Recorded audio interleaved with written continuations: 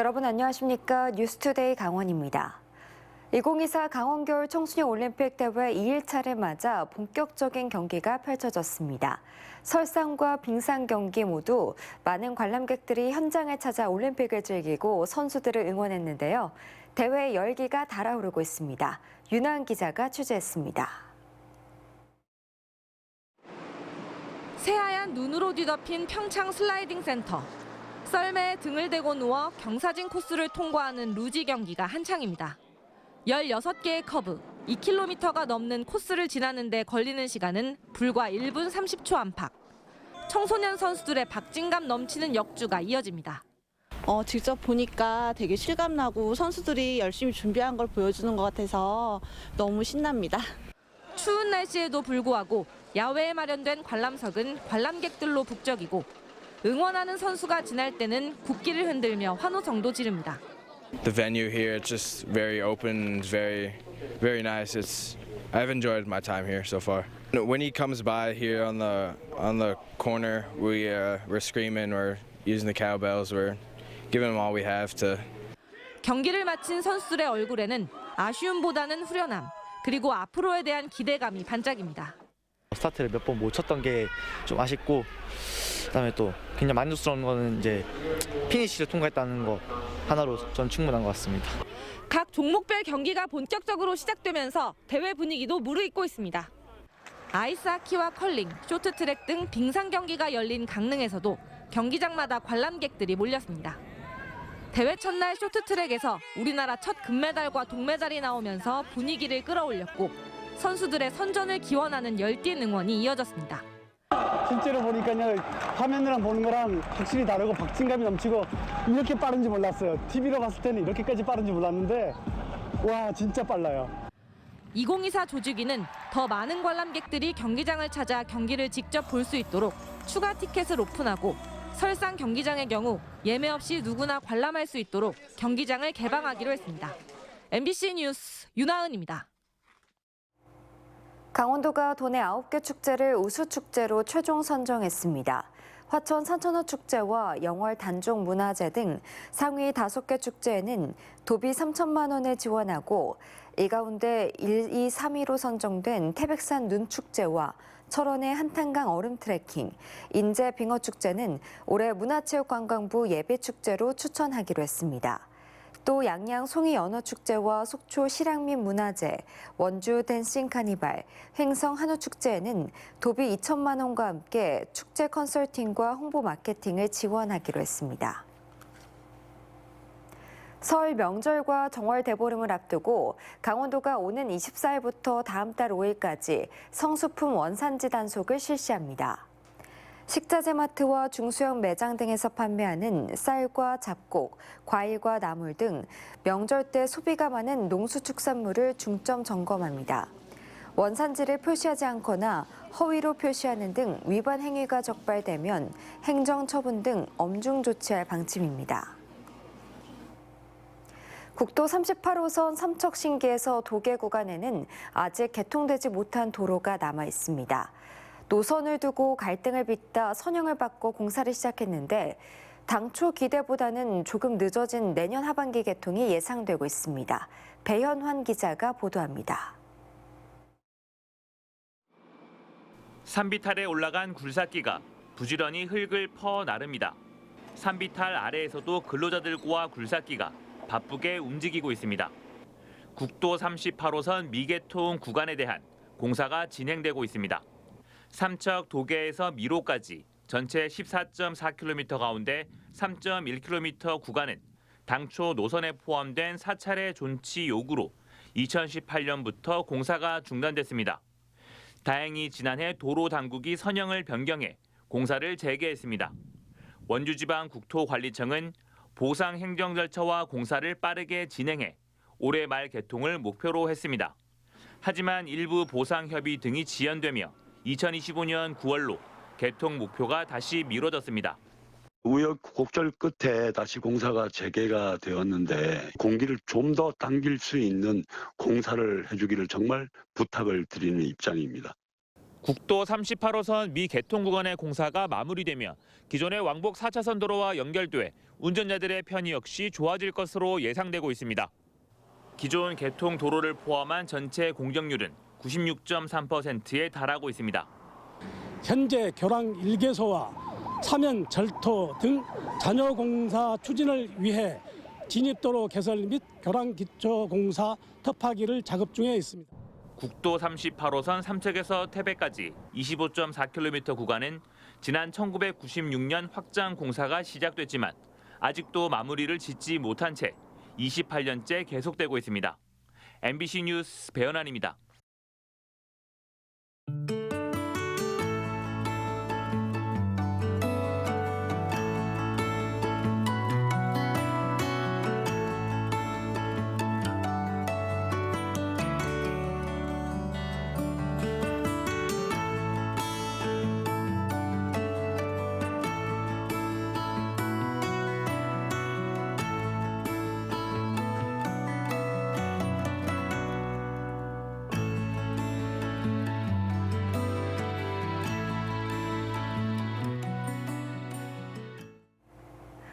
대학교 입시에서 인성을 가장 중요하게 평가해야 한다는 설문조사 결과가 나왔습니다.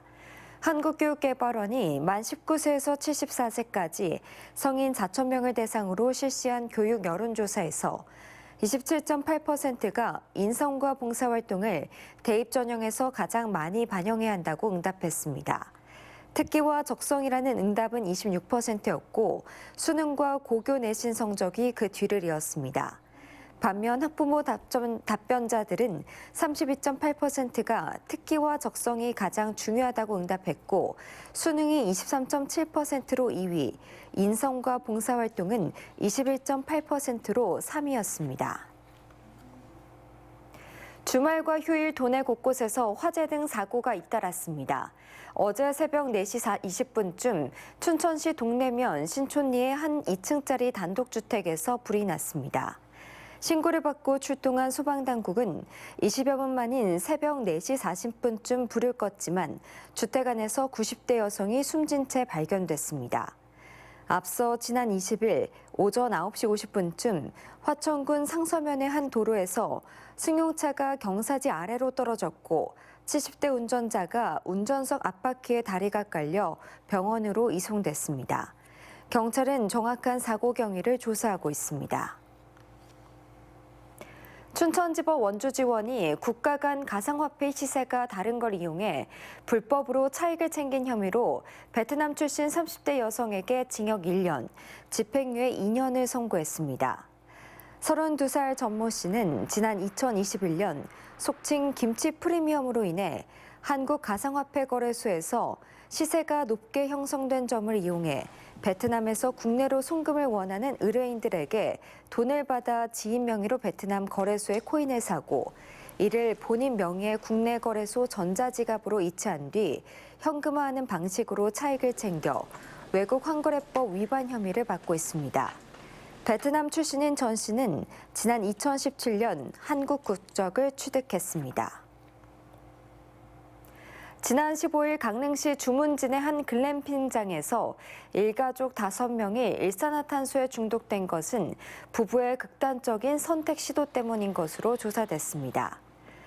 강릉경찰서는 지난 15일 오후 2시쯤 강릉의 한 글램핑장에서 10대 자녀 3명을 재운 뒤 극단적 선택을 시도한 40대 부부를 살인미수 혐의로 입건해 조사하고 있습니다.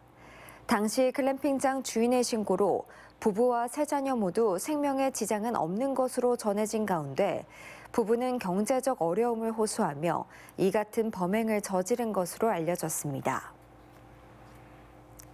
다음 달 21일 춘천에서 국민권익위원회 조사관들이 직접 현장을 찾는 국민신문고가 운영됩니다.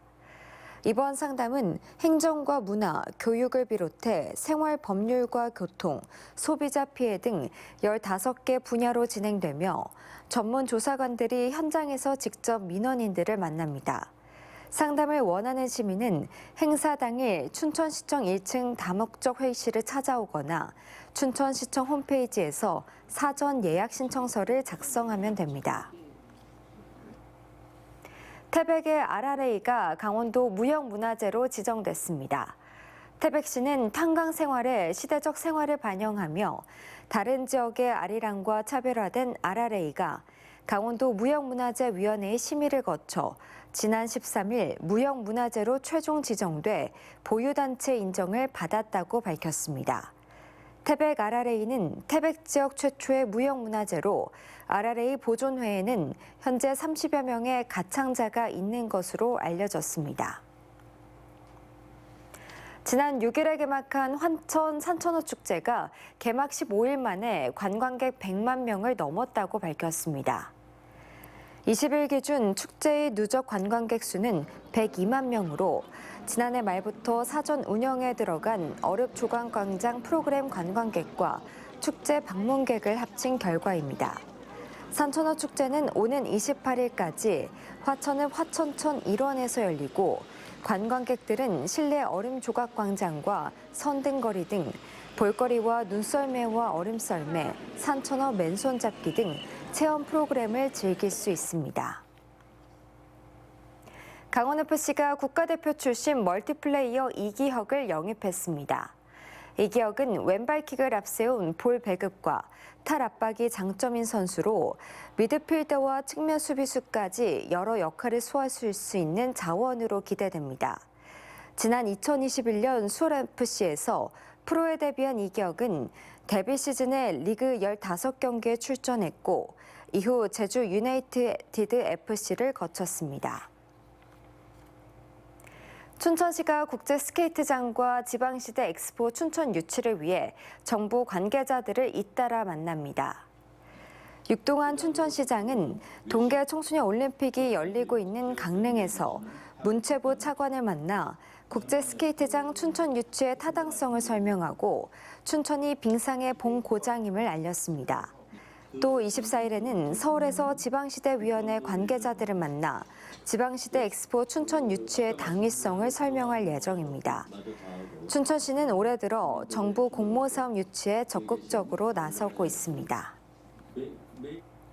원주시가 2차 공공기관 이전에 대비해 주요 공약 대상 기관을 추리고 유치 홍보에 들어갔습니다.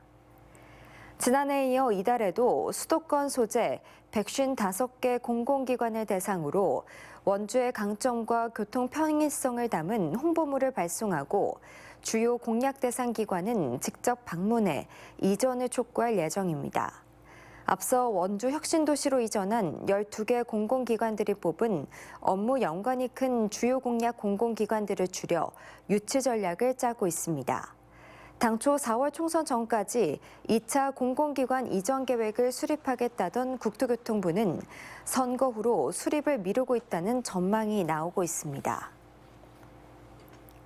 홍천 지역의 군부대 시설 소음 피해 주민들을 위한 피해 보상 접수가 실시됩니다. 피해 보상 접수 대상 지역은 홍천의 비행장, 매봉산 종합훈련장, 투호 사격장 주변 3개 마을입니다. 지급 대상자는 2020년 11월부터 2023년 말까지 소음 대책 지역에 주민등록지를 두고 실제 살고 있는 주민입니다. 신청 접수는 오는 22일부터 다음 달 29일까지로 소음 피해 보상금은 1종 지역은 월 6만 원, 2종 지역은 월 4만 5천 원, 3종 지역은 월 3만 원입니다. 태백시가 태백형 넥스트 유니콘 프로젝트 우수 기업을 모집합니다.